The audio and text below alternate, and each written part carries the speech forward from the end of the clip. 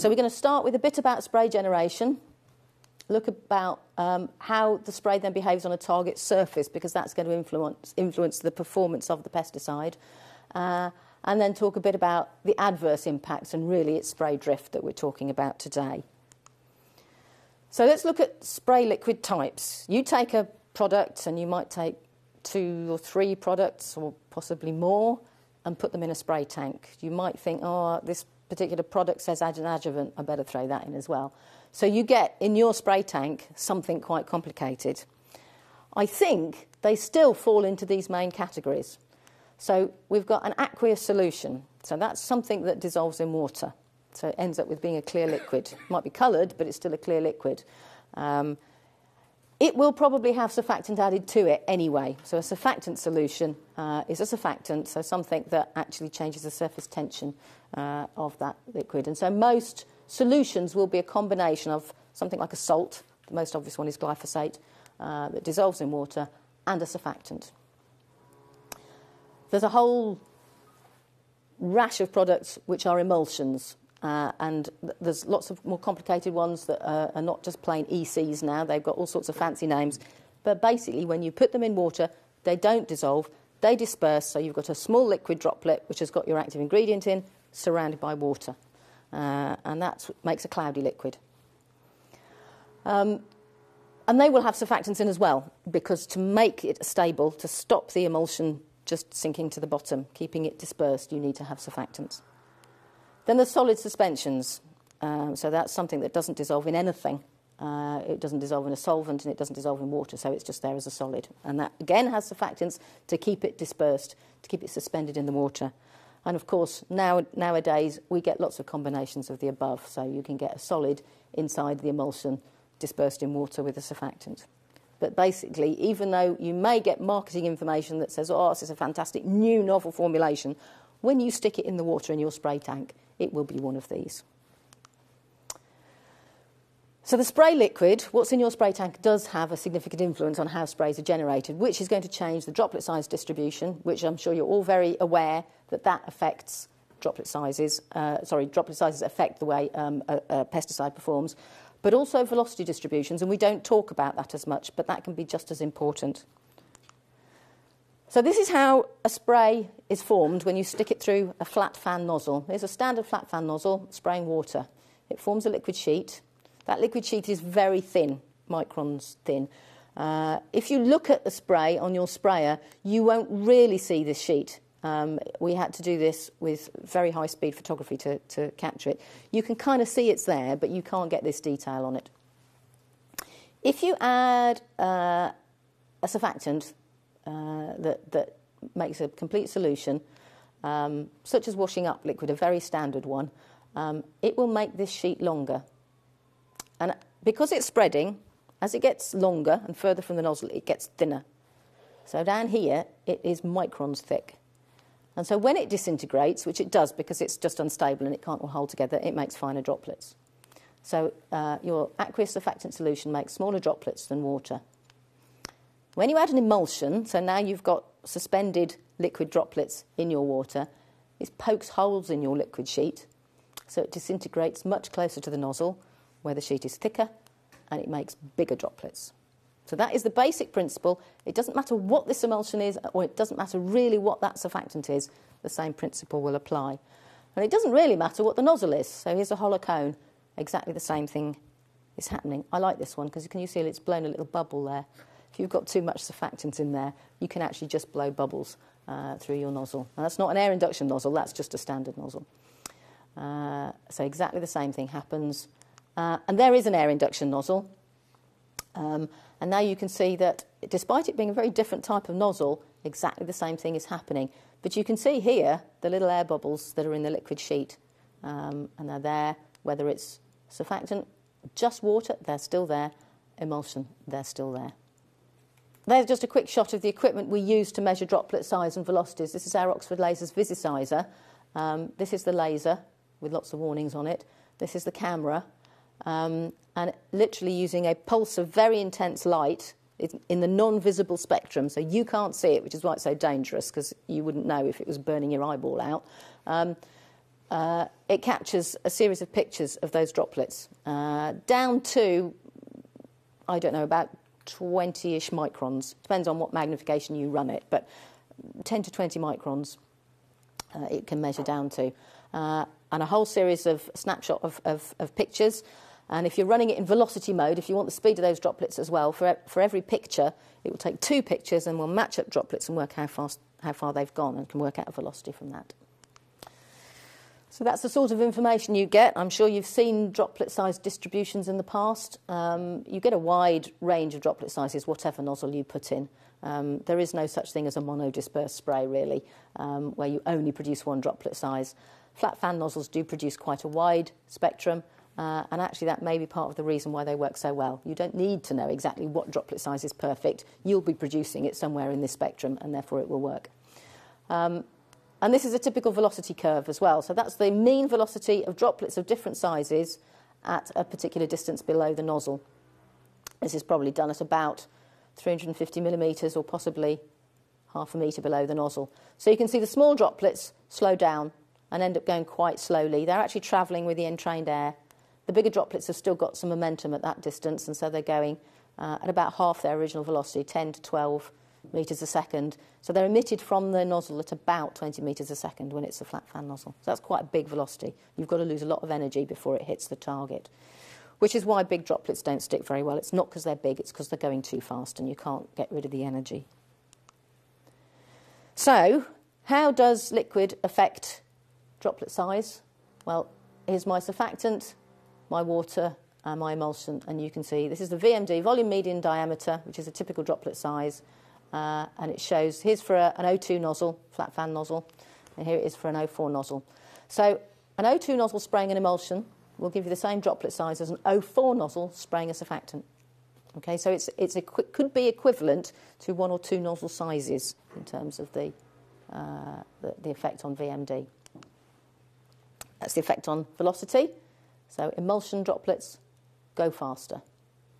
Because you're disrupting that liquid sheet early on, it's losing less energy by this sheet, which actually, because it begins to oscillate, it's throwing droplets out forwards and backwards and it's losing vertical velocity, whereas the emulsion keeps going.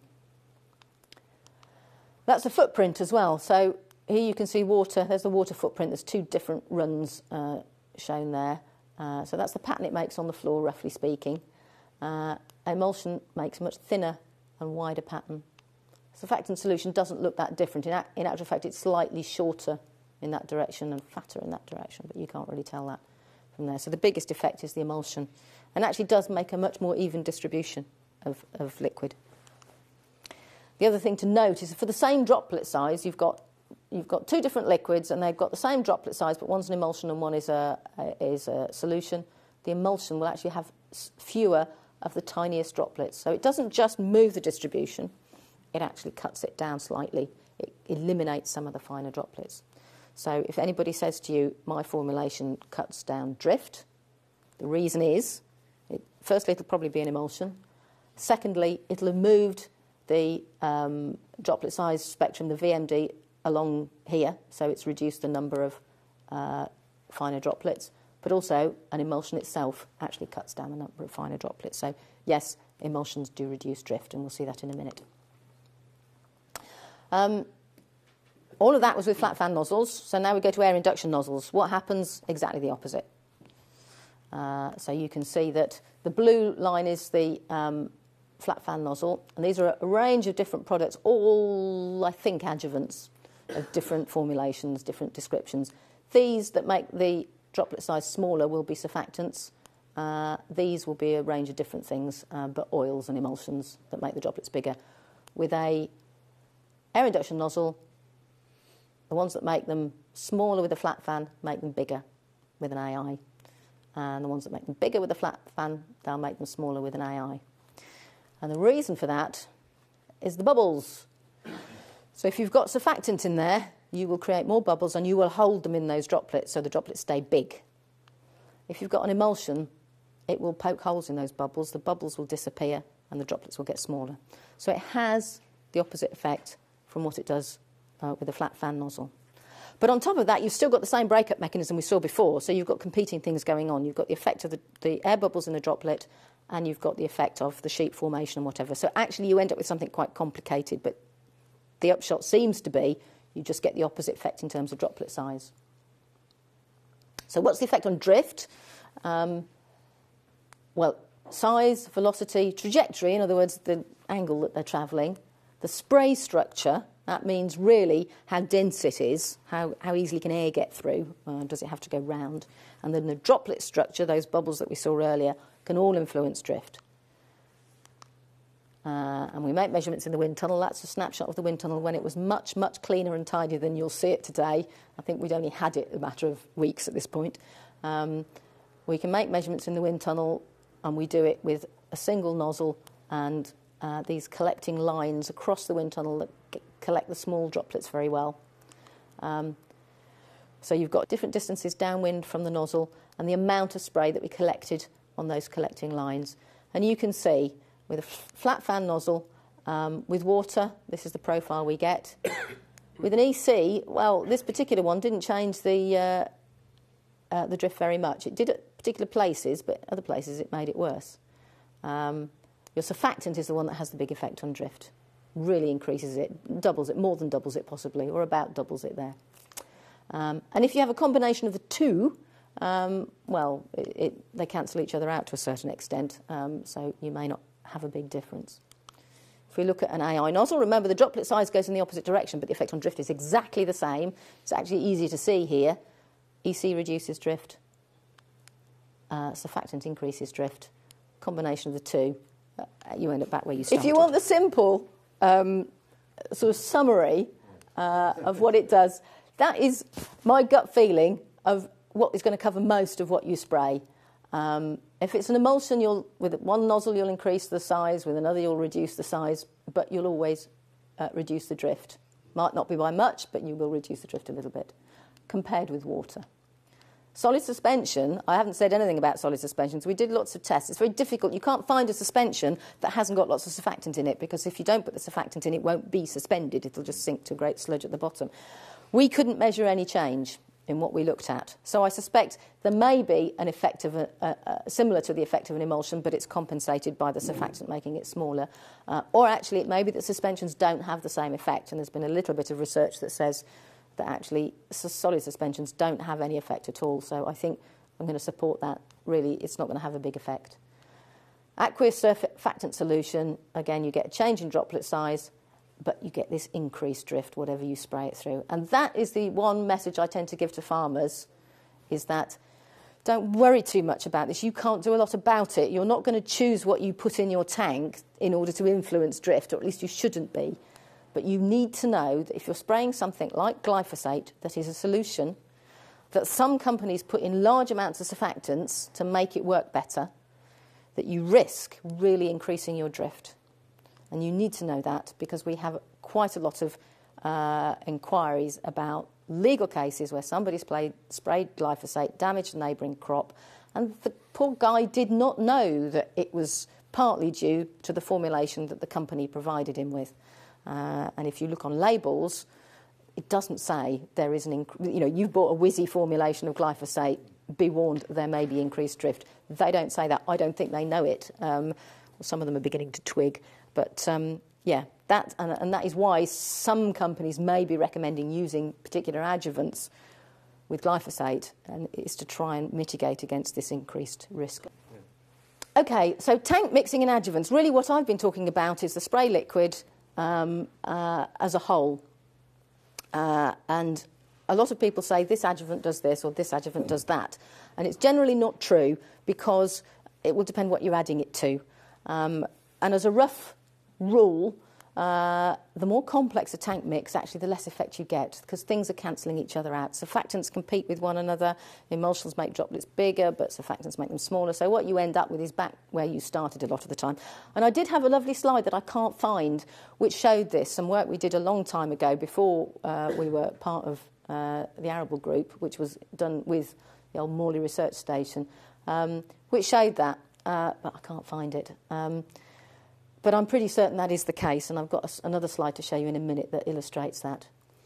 The other thing to notice is increasing concentration doesn't always increase the effect. There appears to be sort of a level of saturation. So as your tank mixing things, quite often it isn't getting worse and worse and worse and worse.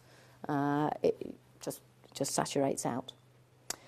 So just beware of marketing information that says, look how dramatic my adjuvant is. It can seem very dramatic compared with water alone, but that actually effect might be lost when you add it to a particular product. Here's some work I dredged out to try and illustrate the point of what happens when you add things to formulations. So there's the droplet size, the volume median diameter with water. Add an EC, it goes up significantly. Add more EC, goes up a bit. Add more EC, doesn't really make any difference. So this is going to flatten out at different concentrations. So then we take this concentration and we add taloamine surfactant. That's the one that's normally in glyphosate. You can see that really drops the droplet size. So what I haven't got is a taloamine surfactant on its own, which would be glyphosate, and then add the EC and see how it brings it down. So it does do that. The taloamine on its own would have a droplet size about up here. So you can see that adding something that's an EC, whether it be an adjuvant or another product, can reduce the droplet size. Can change the droplet size, which would cut down your drift. Here's your EC formulation with an oil adjuvant. That has actually reduced it now. So your oil adjuvant on its own will increase the droplet size. Adding it to an EC, it's reduced the droplet size. That's because it's a surfactant component. You've already done the EC bit that the oil does. What you're actually effectively doing is adding more surfactant, which reduces the droplet size. And here is the EC plus the organosilicone. No difference. Doesn't have any effect at all. So that's your super wetter, which is supposed to be marvellous and has been. People have suggested it changes drift. I don't think it will when added to an EC. Okay, so that is a run through the effect on spray formation, droplet size and drift. Obviously, the other side of the equation, which is probably more important, is what happens when it hits a surface. So we're just going to have a quick look at behaviour on plants.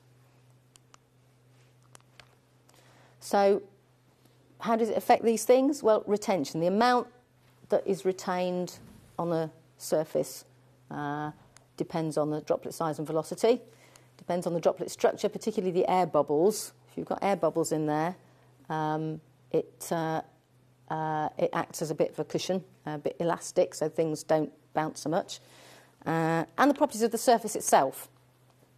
So if you try spraying onto easy-to-wet surfaces, it's not a problem. If you're trying to spray onto difficult-to-wet surfaces, very waxy leaves, that's more challenging. You'll see some data in a minute. Coverage, so the amount of the surface that is covered, and that's dependent on the droplet spreading. So you put one droplet on the surface. Obviously, if it doesn't spread at all, you're not covering much surface. If it does, you will. And sometimes that's known as wetting. It's more or less the same thing, but actually it can be different, slightly different things in that you can get spreading, but you can get a layer of air trapped underneath, particularly if you've got hairy leaves. So it's not actually wetting. It's not really completely covering it. And I think that's where the organosilicons do a good job, because they do ensure that you don't get air trapped because they spread so well. But probably most importantly, it's how it's taken up into the plant, whether it's binding to the waxes, whether it penetrates through the surface. And those are the things that the chemical companies formulate into their products to make them work. Right, so if we look at retention, so this is the amount that's retained on different plants with different liquids. Acetone water, that's just used as, if you like, a yardstick. It's very low surface tension, so that's probably about as good retention as you can get by manipulating liquid properties in general. On indoor barley, you can see you get a really nice effect of liquid properties that you can make a big difference with adding different adjuvants. So these are just, there's an EC plus oil, EC plus surfactant, EC plus some proprietary adjuvant, don't know what it was. Makes a big difference. Do the same experiment on outdoor wheat. You hardly see anything. Because it's been well knocked about, actually, it's not such a difficult thing to wet after all, and you can make a much smaller difference with a flat fan nozzle, different adjuvants on an outdoor normal plant. So be warned of seeing this kind of information, which has been done in laboratory conditions. And air induction nozzles, probably bigger interactions there, because of the way that the droplets interact differently with an air induction nozzle. And this is just summing it up slightly differently. If we just look at surface tension, which is one of the biggest parameters influencing retention, you can see with the indoor plants you get a nice straight line there. With the other plants, you don't really get much of an effect. Here's coverage. So this is the percentage of the surface area covered. Here's our acetone water. And these are all sorts of different surfactants. So you can see that most of them are not doing as well as the acetone water, apart from this one here, and that's your organosilicone super wetter. In this slide, it's used on its own. I haven't got one that shows this when it's mixed with another surfactant, because it doesn't do that. It brings it right back. It depends which surfactant wins out, and generally the organosilicone doesn't. This just shows you what spreading looks like. These pictures were obtained from Long Ashton, and I think it's done with some fancy bit of kit, which shows what we call the coffee ring effect. Firstly, you can see that things spread along the ridges, along the veins in the leaf, which you probably knew anyway. But you can see the edges are where the highest concentrations are. So when you say that, you get more coverage, actually there's not much in the middle here. There's a lot more around the edges. And this is a well-known phenomenon. People have written learned theses on the topic of spreading, drying, and why whatever's dissolved in the water ends up round the edge, and not in the middle. And there's a different surfactant. You see much less spreading, but conversely, you then get much higher coverage of what's in the middle of that droplet. So coverage is not always what it seems to be, and it's important to remember that. Here's some work that we did showing exactly the same effect. So 3 different formulations, photographed after the same period of time on a leaf. One has spread. You can see this coffee ring effect around the edge. The advantage with it spreading is that it dries very quickly. If you want to get rain fastness, you may need it to dry. If the active ingredient doesn't start working until it's evaporated off, then you may want it to dry. This one here just didn't do anything. It just sat there and took forever, and he got fed up with waiting for it to dry, so he took the photograph anyway. If the active ingredient in that works when it's in solution, in other words, you need it in solution to penetrate, that will work much better than that one. If, however, within that droplet is little solid particles or emulsion particles that are floating free in the water and haven't yet come into contact with the leaf, then that's no good to you. You want that. So whether you want it to spread or not depends entirely on the product in there, the way it's formulated and the way it works. So don't think that good coverage is always what you want, because it isn't.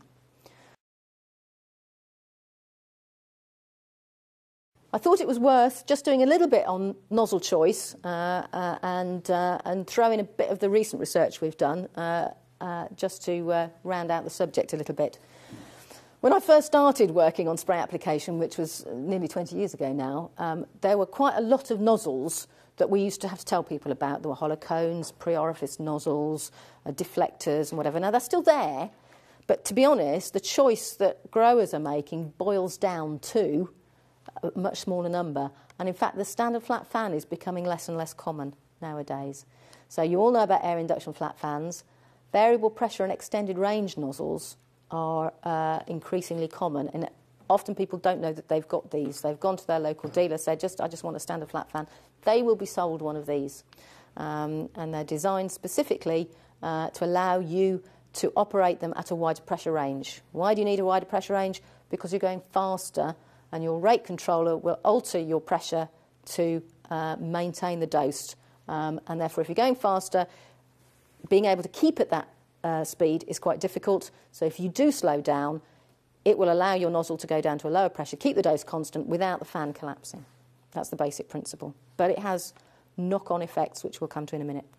And as we all know, lots of angled versions of the above, spraying in every which way now, forwards, backwards, virtually sideways, both, either upwards, not yet, fortunately, but you never know. So I'm hoping Andy will have more of a chat with you on that subject down in the wind tunnel, where you can do it visually and see some of the things that are going on. What I thought I would do is just kind of summarise the differences between these nozzles that I think most people ought to be aware of when they're choosing. So what I've done is I've compared them with the standard flat fan that we all know and love, which generally works well in the vast majority of cases. Their only problem is that they can be drifty under some circumstances. If it wasn't for the problem with drift, we'd probably say, I'd stick with the flat fan nozzle. But that's not easy to do nowadays because you do have to think about drift. So, air induction nozzle, variable pressure nozzle and angling. And we've got down here droplet size, speed, trajectory, deposit and retention, coverage per quantity retained. Obviously, if you put more on, you're going to get more coverage. But for the same amount on the target, what's the different levels of coverage and drift? So air induction, droplet size, very large. Droplet speed, much lower. Droplet trajectory, well, you've not changed that. Deposit and retention, slightly poorer. Not as bad as you think it would be because of its size. Because its speed is lower. But we do see its retention on real plants tends to be slightly poorer. Coverage per quantity retained, slightly poorer. Well, lower anyway. Whether that's poorer is another matter, but lower because they're big droplets. Drift, significantly lower. That's the only way you can get significant drift reduction using a standard type nozzle. So despite these being slightly poorer, we see very good performance with them. It's only in a small number of circumstances that these matter. Variable pressure nozzle has a smaller droplet size. It does what it does by making a wider angle, basically. And wider angle means finer droplets. It also means slightly slower droplets. And the droplet trajectory has a greater horizontal component, which means it's airborne for longer, which is always dangerous when it comes to drift. Because of these things, deposit and retention will be slightly better, coverage will be slightly better, drift significantly higher. And I don't think people are very aware of that either. Because they're being sold as standard nozzles, they will drift much more. Angled nozzles then, probably haven't got time to go into the pros and cons of angling completely, and I'm sure Andy will talk about that more. Droplet size is no different. Droplet speed is similar. Droplet trajectory, of course, you're giving it a horizontal component. We don't see that translating through into a huge change in drift, but it is possibly slightly higher. Deposit and retention significantly better on vertical targets. Small vertical targets will get more on them. That's why people angle nozzles. When you've got a horizontal target, and the biggest horizontal target I can think of is the soil, it will be exactly the same. Exactly the same. Will go onto the soil, whichever direction you squirt it. It might take a while longer to get there, but it will still get there. So drift slightly possibly higher. Coverage is obviously the same. You've got the same droplet size, so nothing is going to change. So which nozzle to choose? Standard flat fan nozzle, fairly robust under the majority of circumstances. I don't think anybody's going to argue with that one. We tend to recommend air induction nozzles a lot of the time now, and they are good for all but the smallest targets. And the reason is they give good penetration into a crop, and I'll show you some data on that. They give very good drift control, everybody knows that. And they give quite good even distribution under the boom, and I'll show you some data on that in a minute. Variable pressure nozzles, as I said, can maintain a constant dose at a wider range of forward speeds, but they give poor drift control, and you will see that while they maintain their pattern, because they're finer droplets, they might be more influenced by air currents out in real life, and therefore that pattern might actually get more disrupted. Angling forwards puts more spray on vertical targets. I'm willing to stake my reputation on that, but on nothing else. Perhaps the real answer is we need more data. You need more data to be sure that actually angling makes a big difference. It has been shown to improve efficacy with small grass weeds with an upright habit. When we keep trying to do black grass control experiments, we keep missing that window because of field conditions and end up doing it on a huge black grass that's sort of spread out and flopped over. Makes no difference then. So this is just illustrating penetration into a canopy. This is the winter wheat plants at 2 growth stages, middle of April and middle of May. And we're measuring what goes on the lower stem. This is for eye spot control in particular, but it doesn't matter whether it's the lower stem of the plant itself or the lower stem of a weed growing within the plant. It would be the same thing. So what you can see, we tried different volumes because people always put on labels, use higher volumes if you want to penetrate the canopy. Rubbish. don't bother. No difference between 400 litres a hectare and 100 litres a hectare. In fact, probably marginally worse if you could get the statistical information out. So that is complete nonsense. The only difference we found, and okay, we just happened to be using the Guardian Air nozzle because I thought that gave us the best chance because it gives this very vertical spray, as well as bigger droplets which might carry it down. That did give a significant improvement in penetration. And okay, that's only one season, so I was a bit hesitant about asking that. We've repeated it and got, with the Billericay bubble jet, got the same answer. So it's an air induction nozzle that seems to work quite well, a small droplet air induction nozzle, because if you try using a big one, there's the danger that you just won't get it might get down there, but it'll just end up on the soil because it won't be retained. I mean, the other one that worked quite well for penetration was an 80-degree nozzle, because obviously, again, you're reducing that horizontal trajectory, so you are getting a little bit more down there. So we did repeat this, so I'm now willing to talk about it because it looks like it was substantiated in subsequent trials. So I always say small droplet AI nozzle for penetration, 100 litres a hectare, works fine.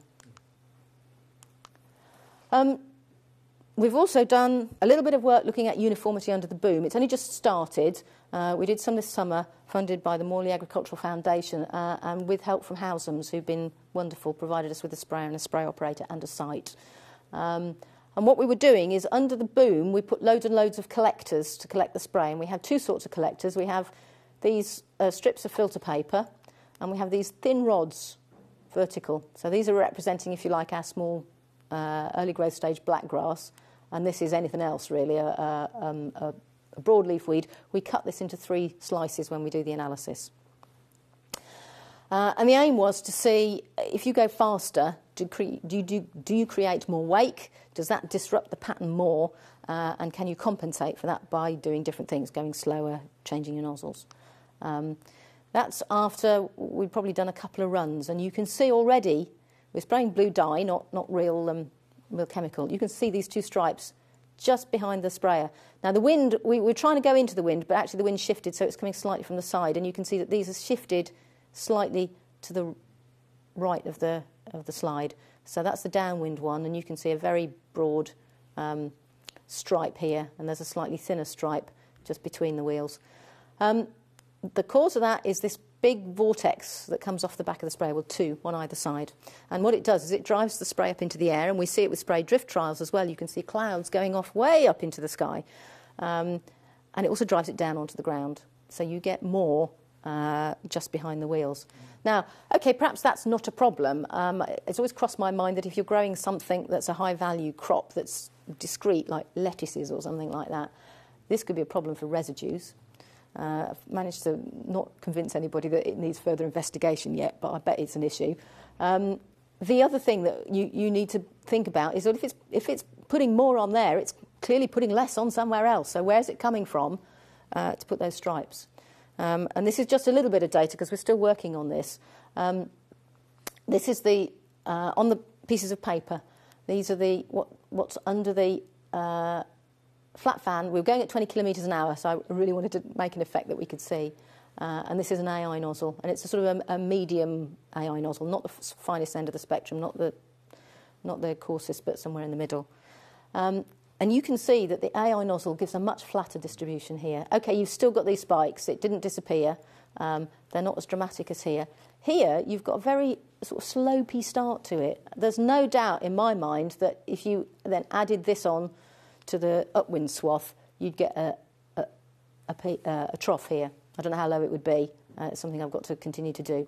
Whereas here, you're going to get a much better even distribution. So I really like AI nozzles. They are so much more controllable because you're not subject to the whims of wind and wake and all sorts of things that you really can't do much about. So where they can be used, I think you do a much better job with them. And in terms of things like pre-emergence, when you're not worried about the fact that it puts slightly less deposit on a plant, it's putting it on the soil. It will put exactly the same amount on the soil. And actually you can see from this that on average, this comes out at, I can't remember what my units are, but 60 here, average is the same, 60. It's just more variability around it. So it'll put the same amount on the soil. It just does it in a more even way. And we measure evenness through a coefficient of variation. I don't know whether you've come across that term before, but it was about 14% for the flat fan, and it was down to 8% with the AI nozzle, so much better evenness. So that work's ongoing.